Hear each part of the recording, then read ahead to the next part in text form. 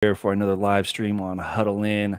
Super excited for a special edition of this today. We're with Chad and Cole from Dreams Never Die. Guys, how you feeling?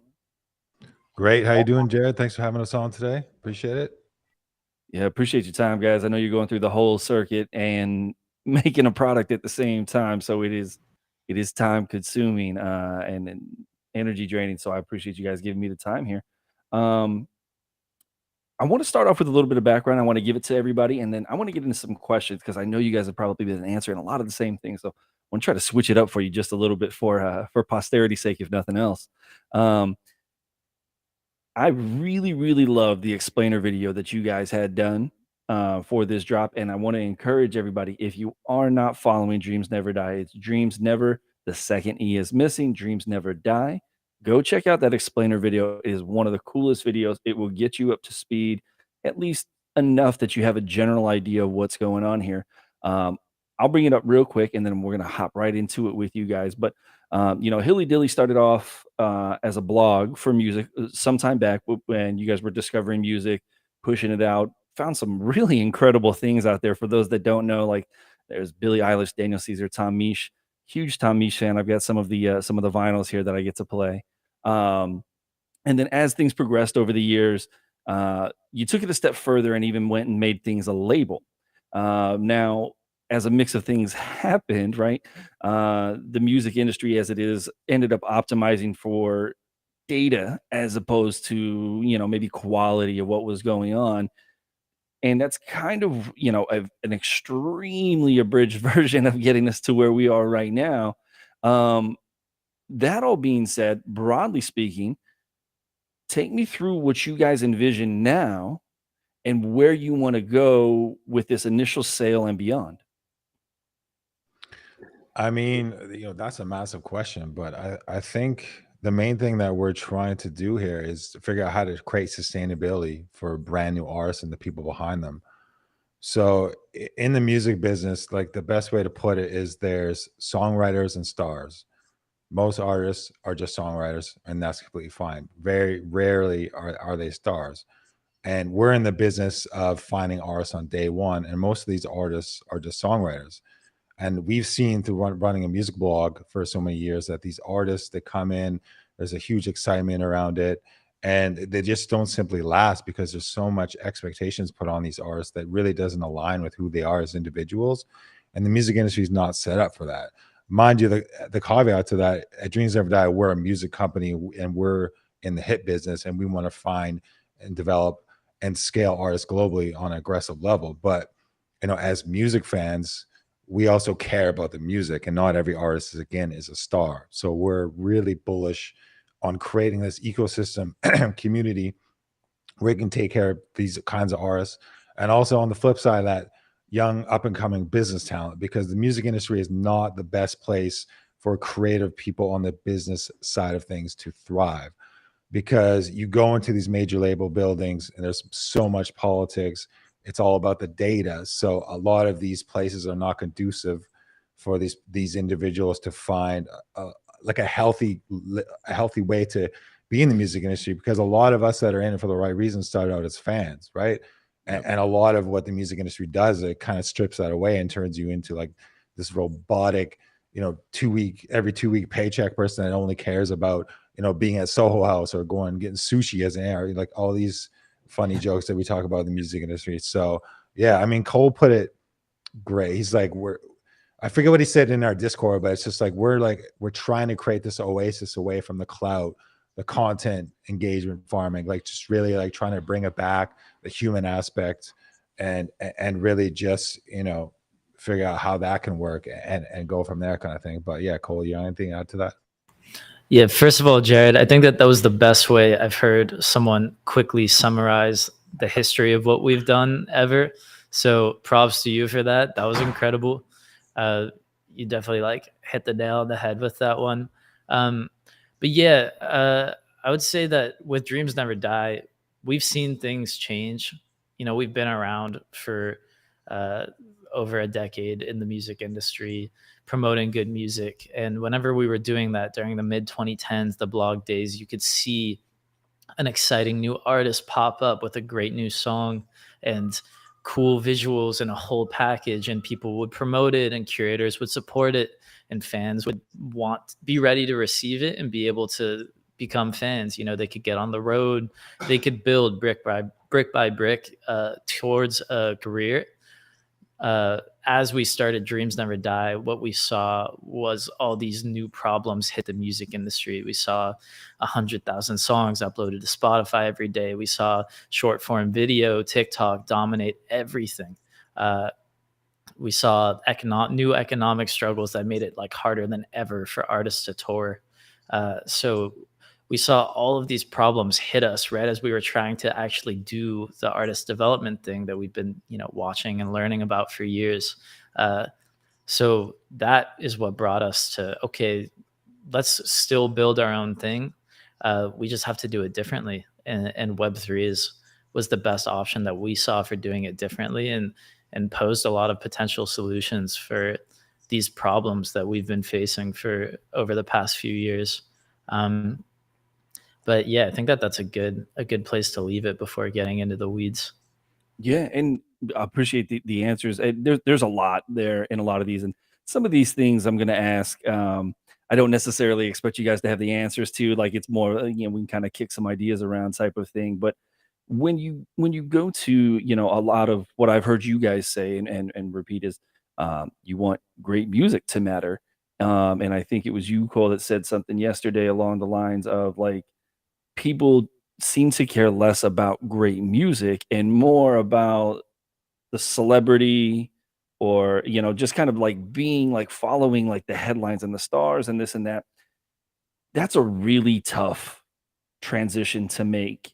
It's just like a large hill to climb, if you will. How do you go about trying to maybe reverse engineer of what used to be like really solid foundations musically, maybe of years past, and try to get this mantra into people's minds of like, it's not necessarily just about I don't know, there's so many nuances to this, but how do you get someone to be more into the music as opposed to like those of us that are just like, you guys appreciate music curation and discovery and things like that, and I do too. I'm in some chats. Um, Black Dave put it well the other day in one of the chats. He said, maybe we're the minority here of the people that actually want to go find this sort of thing. How do you make that a more present and a higher valued attribute? So, I mean, generally the market's going to do what the market's going to do. I mean, trying to control that, or thinking that you are better than everybody else and this is going to change the world, is kind of like a futile way to look at it. I mean, that's exactly why we're dropping our founders pass and why we're so bullish on Web3, because it's like, okay, let's get 1,000 people together that align with what we're doing, have the North Star of a lifestyle business, sign to develop talent, blow them up, and just not worry about all these factors you can't control. Because it's kind of like, through running Hilly Dilly for so many years, we realized that very little people care about music discovery, and that's fine. But it's about like just aligning with the people that you believe in, and having them get behind it. Because if you start looking for outward forces to validate what you're doing, you're going to get depressed. So that's kind of what we're building towards right now. And yeah, I mean, these are things you can't control. I mean, you just got to get your tribe together and just maintain that healthy mindset. Because yeah, I mean, everybody's enamored by the celebrity factor. Short form video is not going away.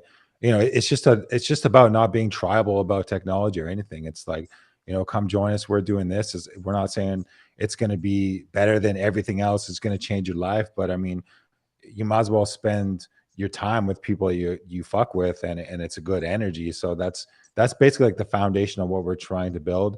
And obviously everything is going to go up from there, because once you start building that tribe, because there's a lot of people in the world that think like this. They're independent thinkers.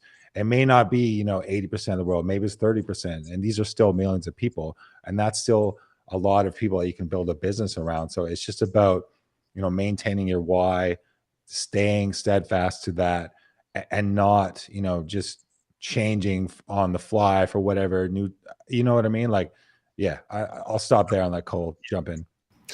Yeah, the only thing that I'll add on to that, like fully, what Chad said is we're not going to try to change people at all. Like we know that the majority of people don't care about music on the level that we do whatsoever.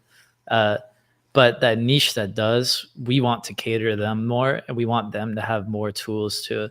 I don't know if tools is the right word, but more ways to engage in music in ways that they actually enjoy. What we've seen over the past few years is artists unanimously, for the most part, becoming upset with the state of things.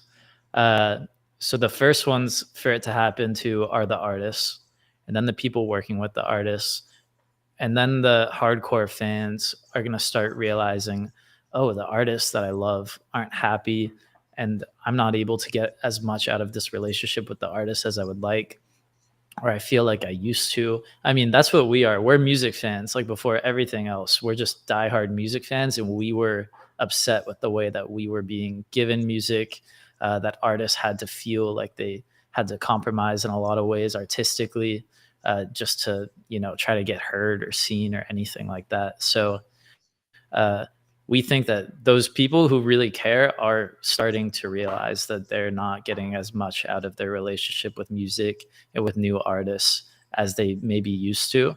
And that's whenever I think that change will occur. And that's why this foundation of Dreams Never Die actually can exist, and that there's a little community there.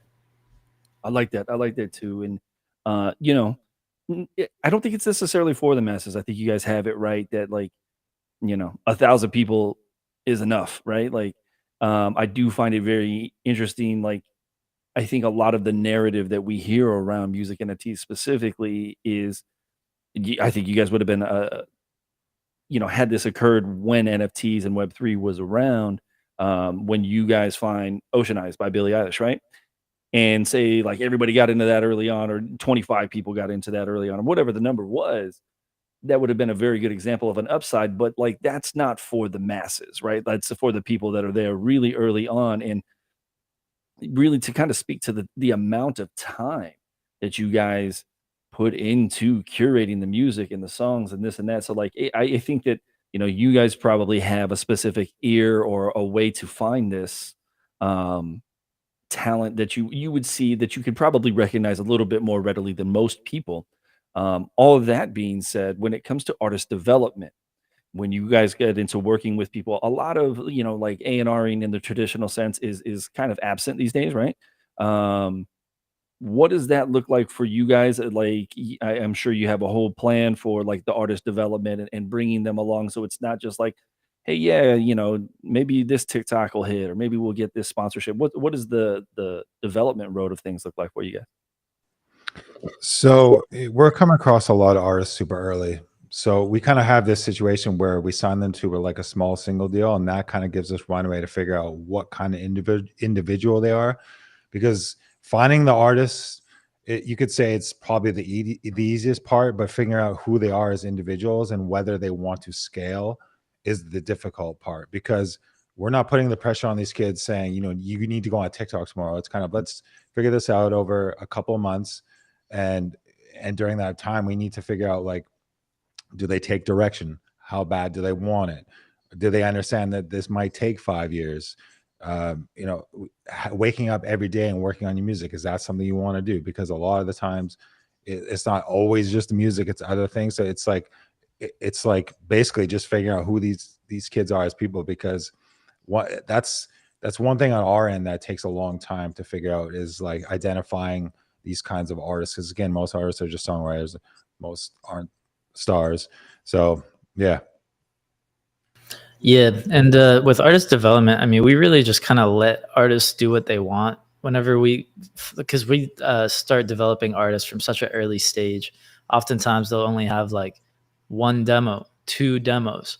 So we let the artists do whatever they want, make whatever they want, put it out in different ways. I mean, we'll help them put it out, of course, but communicate it to the world, like on TikTok or Instagram or Web3 if they're interested. But what we look for are artists who are as excited and passionate as we are. If that artist isn't matching our level of commitment, then we're probably not going to be able to pick up the phone for them. And it's like, what are we? How does that make sense? If we're working harder than the artist for them. But if an artist comes to us and they're ready to work, and they're like, what do I do? This Web3 stuff is cool. How do I get involved? We have all these new opportunities for them to, get introduced to the Dreams Never Die community, play your demos for them, hop on the call, form relationships, meet other artists in the space, release your songs in NFT before it even goes live on DSPs, and actually put money in your pocket, before it's even out.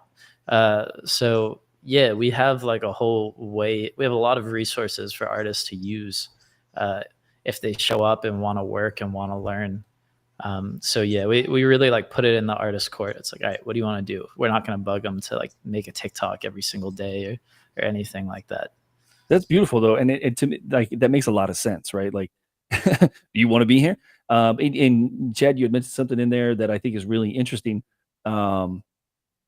You have to know if they want to scale, right? And I think the first thing is, like, a lot of people would be like, oh, of course I want to scale, but I myself have talked to like a number of people, and like, once you get, if you're responsible for a community of even like 200 people, like, that can be overwhelming. So like, it's not like, let alone when you're every day, this is what you do, this and that. Like, some people just, like, as opposed to being the star, like you had mentioned, are comfortable creating music without necessarily ascending to stardom, that type of thing.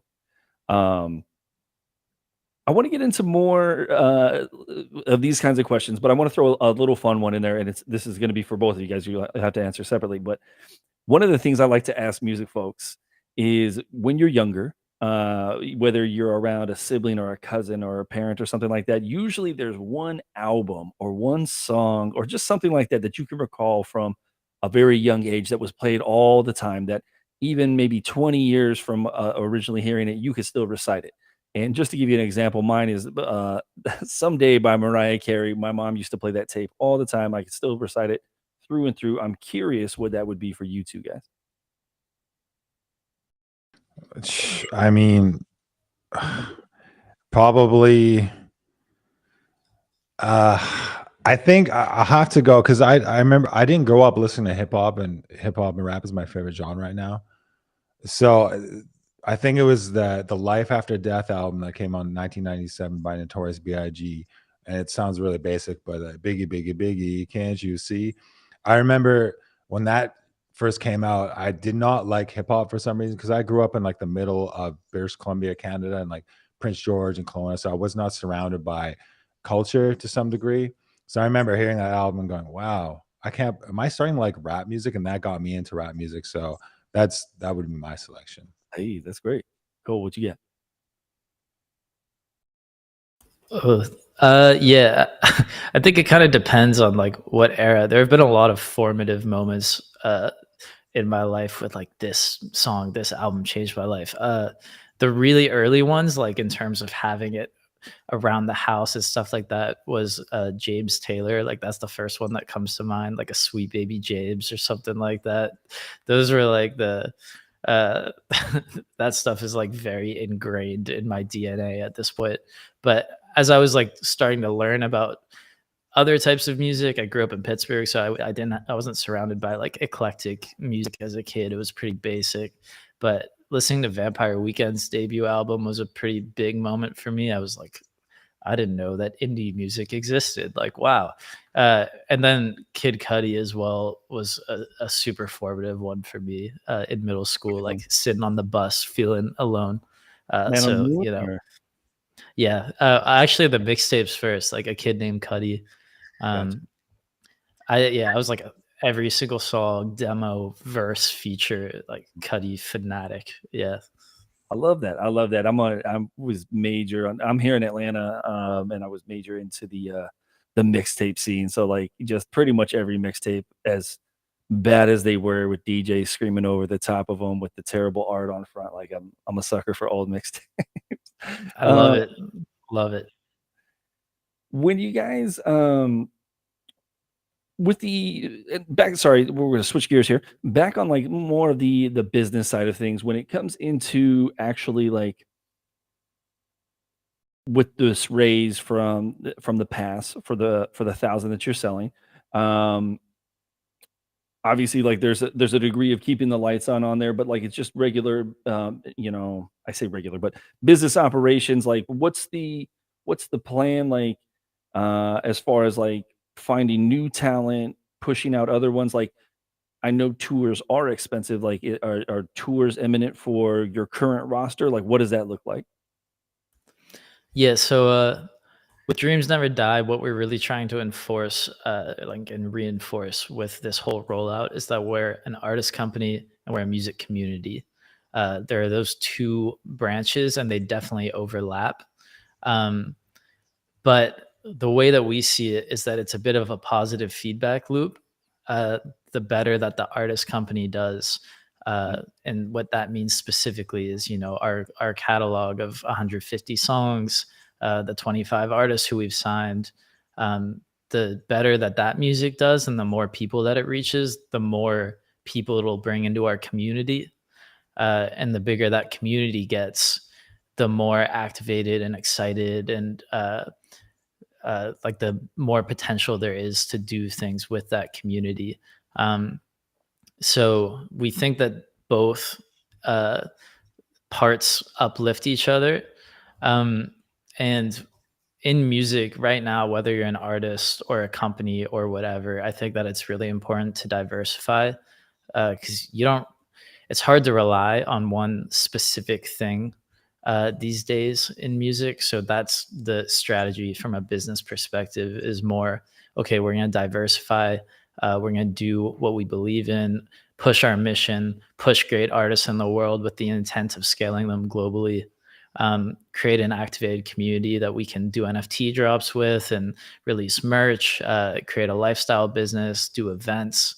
And we don't know which one is going to be the thing that ends up being, like, a breadwinner or like the long-term core of it. But right now we're in that, like, diversifying and trying to grow stage as a business.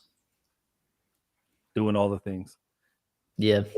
I would just also add to that, we're extremely bullish on signing hits. We're in the process of bringing on another partner to our company who has major label experience, like decades of it. So we definitely plan to, make this a global record label. It's not just some like fun Web3 thing. We're really going to get aggressive this year. I do like to hear that, which that's a nice transition for me here. So with all those things, with having to diversify, there are so many things, whether it's playlisting and socials and sync and now Web3 and tours and all this stuff. Like you guys said, like it's damn near impossible to guess which one's gonna make somebody blow up for whatever reason. Um, I think when we shift to the Web3 side specifically, it feels to me, and this is me just speaking from a collector's perspective, that a little bit of the landscape has shifted, and I think people are trying to, at least right now, there seems to be like a very large emphasis on accessibility from a price point.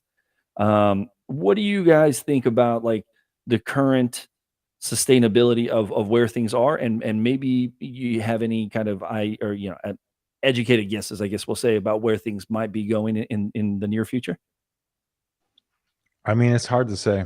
I think it's really just early in the space. Like, it just feels like waves of experimentation keep happening. Like, the price is at point one, now it's extremely low. I mean, I think, Web3 is not just going to wave a magic wand on artist careers. Like, TikTok is still the biggest game in town, but it's kind of like, as an artist and as a record label, you need to hedge your bets. You need to not look at Web3 or TikTok because of whatever reason.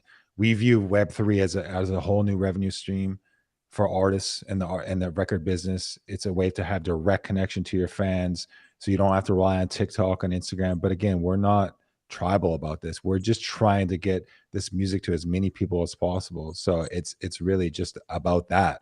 So the ebbs and flows of the Web3 space, I don't know, but I'm extremely bullish on it. Again, without it, we wouldn't be talking you to here today. But I really believe I'm really bullish on humans and the ingenuity that we have and the way that we just figure it out. amidst all the chaos. So yeah, I'm extremely optimistic about it. But at the same time, TikTok's still the biggest is still the biggest talent or the biggest way to break an act. I mean, I hate TikTok and I love it at the same time. Yeah. If you're able to utilize it and reach fans, I mean, that's a huge blessing. But if you're like you hate it and you have to go on there every day, that's brutal. So I don't know, there's just a weird duality to it all. But again, Web3 is a massive blessing. We just gotta keep going, keep innovating, and keep figuring it out, because if we can't figure out how to make Web3 work, we're always going to be bowing down to centralized corporations. And as creatives, that's not conducive to making the best art, because sometimes you got to throw the middle finger up to these companies. You need that fuck you money. And, that's important for creatives to be able to have that avenue. Yeah, that's great. Cole, you got anything for me on that? No, that was perfect. Fair enough. Curious right now, what it doesn't necessarily have to be maybe someone like completely unknown, or what have you heard, like maybe throw a couple names out there for us that you guys are excited about, whether they're already broken or already in Web3 or whatever it may be. Who are some people that you're excited about to see how things play out for them? In the Web3 space, you mean? Or in general, and just music. It could be just musically as well. I mean, I'll say that I really like what Rio Craig and Daniel Allen are doing in the Web3 space. I think we're seeing Daniel Allen come into his own in real time. The production that he did on the Rio EP is some of his best work. So that's really exciting to me, as just watching an artist improve and develop in real time. But as far as like other artists, I mean, I got to shill Slowjack. He's our rock. That guy is, we're extremely bullish in the Slowjack business. So we're, artist development is going to take some time, and we can build brick by brick with that kid, but it's our intention to make him one of the premier artists in Web3. And that's not so much with leading with fun technology things, but sheerly just the best artist in the space, making the best music that has the biggest potential to scale outside of Web3. And I stand by that. Yeah, we're definitely, I feel super grateful on like a daily basis to be able to work with someone who genuinely is my favorite artist at the moment. Slowjack, it's just it has struck like a chord with me. But the rest of the roster, Alan Dreams Never Die, and yeah, this is a shameless shill, but I mean, I spend a ton of time listening to their music, their demos. Super Flirt has 6 songs right now, which like are amazing. They're really, really good. And I think that people are going to be really excited that he's another artist who started in Web3, because yeah, he's a super special talent. And actually like a former Dreams Never Die artist who's still part of the family is named Belle, Bel. She's released an NFT before. She just put out a new song, and she makes like, whenever it comes to indie music, she makes like my favorite indie music like that there is right now. So I definitely recommend giving her a listen too. Love that. Yeah, we'll definitely let everybody know after the fact with this too. Want to make sure that we get the right plug in. The release date for everything, or the drop date, I guess I should say, is March 15th.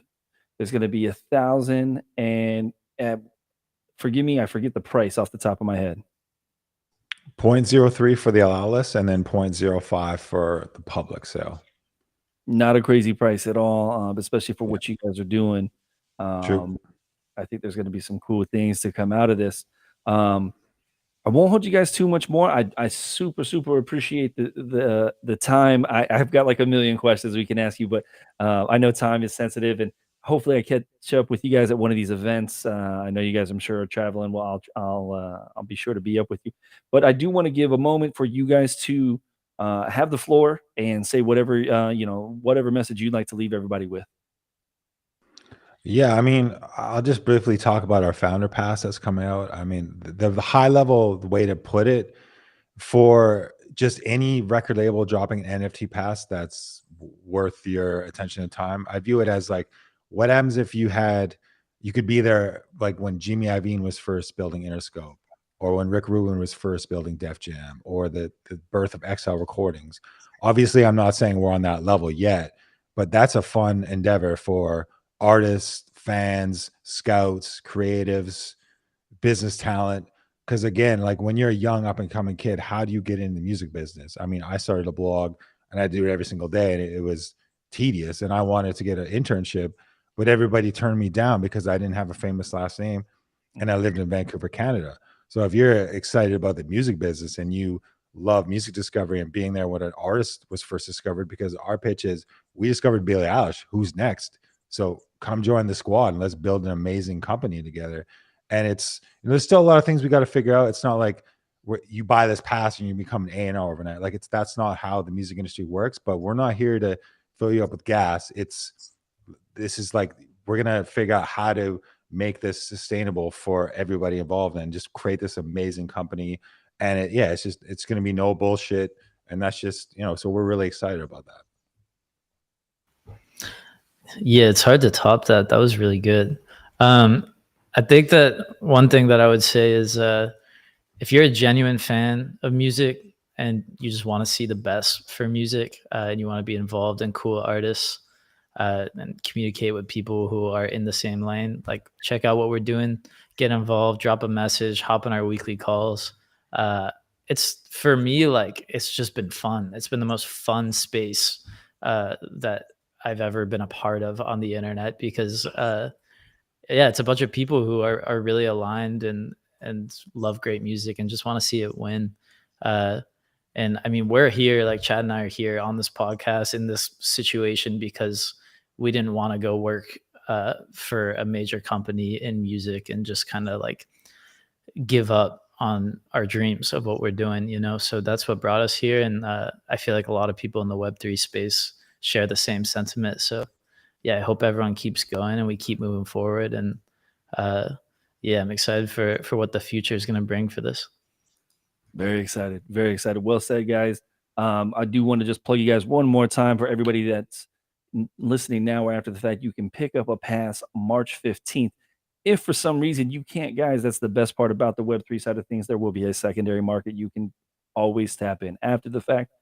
Retweets, jumping in Discord, things like that, they all help. Guys, follow Dreams Never Die. There's no E in the second, or the second E in never is not there, so Dreams Never Die.